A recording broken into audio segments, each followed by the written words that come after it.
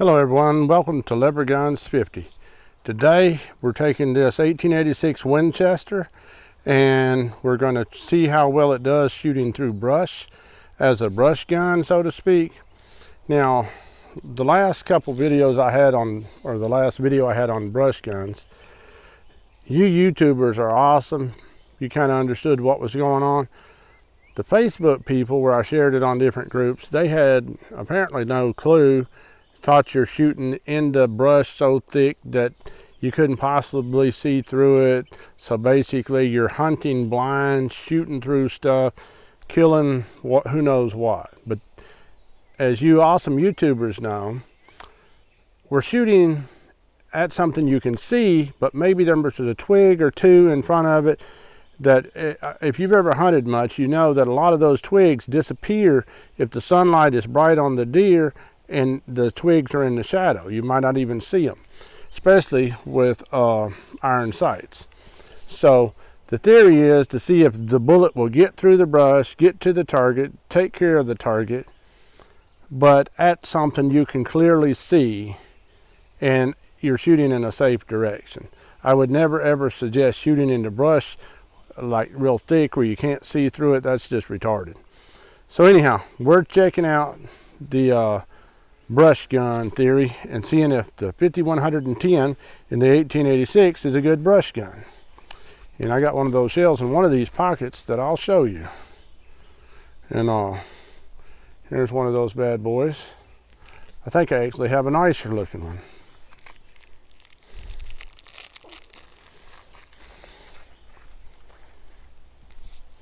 Here's some of those 5110 shells. These right here are 450 grain bullets, and they're doing about 2,000 feet a second. So we're going to shoot them into these limbs like we did on the 3855 video and see what they do. Let me turn you around and show you what I'm talking about. This here's what I'm talking about. These up here toward this end are about 1 inch thick. These are smaller. This represents shooting through brush into that target. And so we're going to try it out and see what happens. All right, we're going to shoot through that brush, trying to hit that bullseye or get as close as we can to it. So let's poke around in there. 450 grain bullet.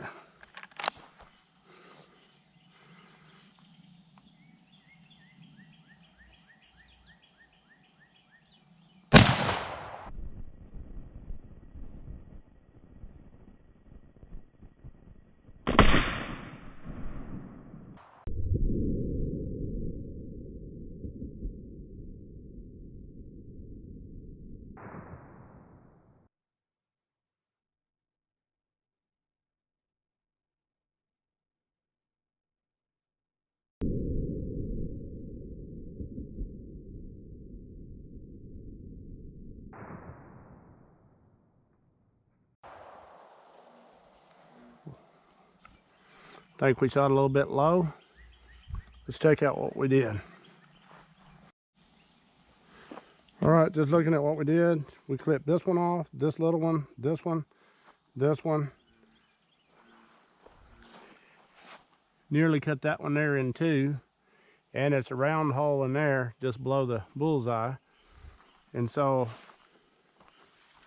I believe that it was going forward through there. So I think that one's okay. We're just trying to keep them all on that cardboard box. I believe I aimed a little low.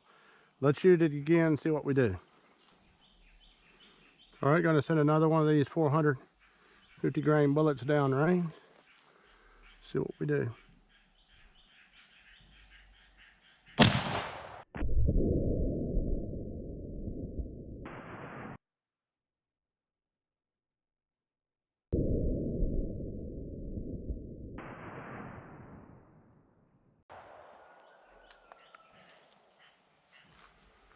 Let's check it out.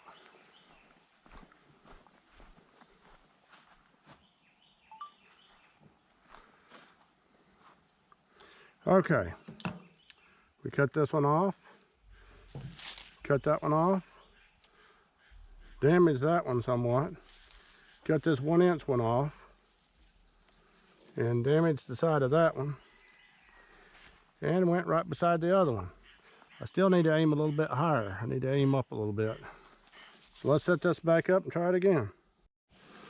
All right. We're just going to shoot 3 shots, as these rounds are pretty expensive, a little over $1 a piece. And I think that'll still show us something. So, right.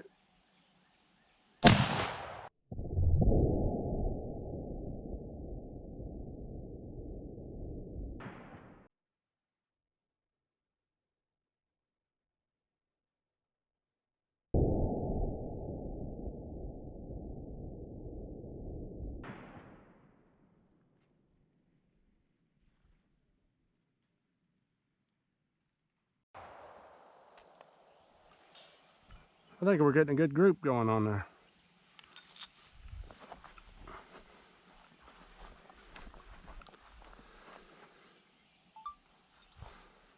So, we cut most of them off,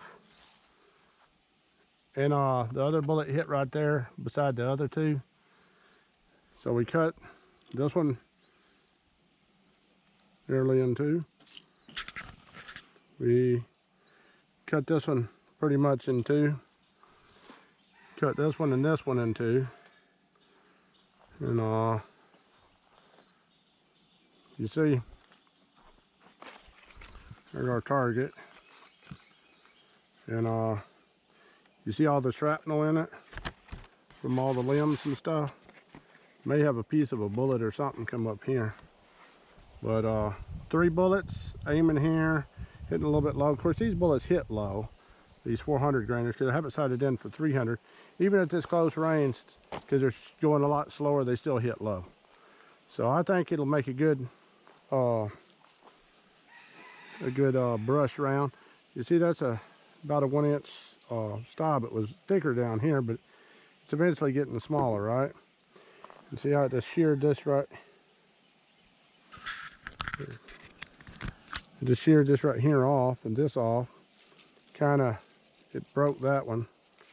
I don't know if it's the sheer impact of it. It blew shrapnel all through that. See that.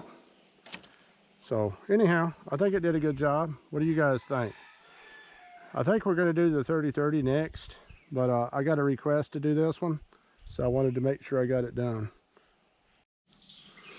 All right, I come over here to this bank and I dug up this bullet.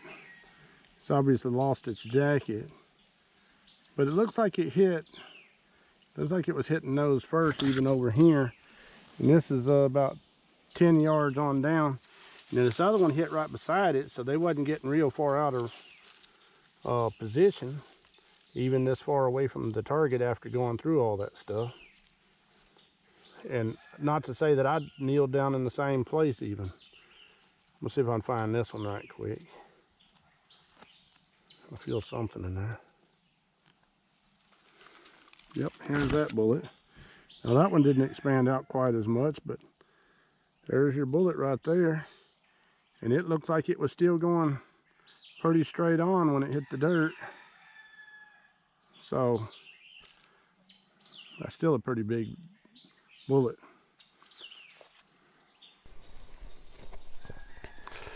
All right, y'all. Found them 2 bullets over there in the bank about, I guess that's 12 yards past our target. They wasn't that far apart. And when I kneeled down on the ground, I wasn't trying to get in the exact same spot. So I feel like they would have probably been in the same hole if I had kneeled down in the exact same spot. I was just trying to get where I'm shooting through the most brush each time I shot.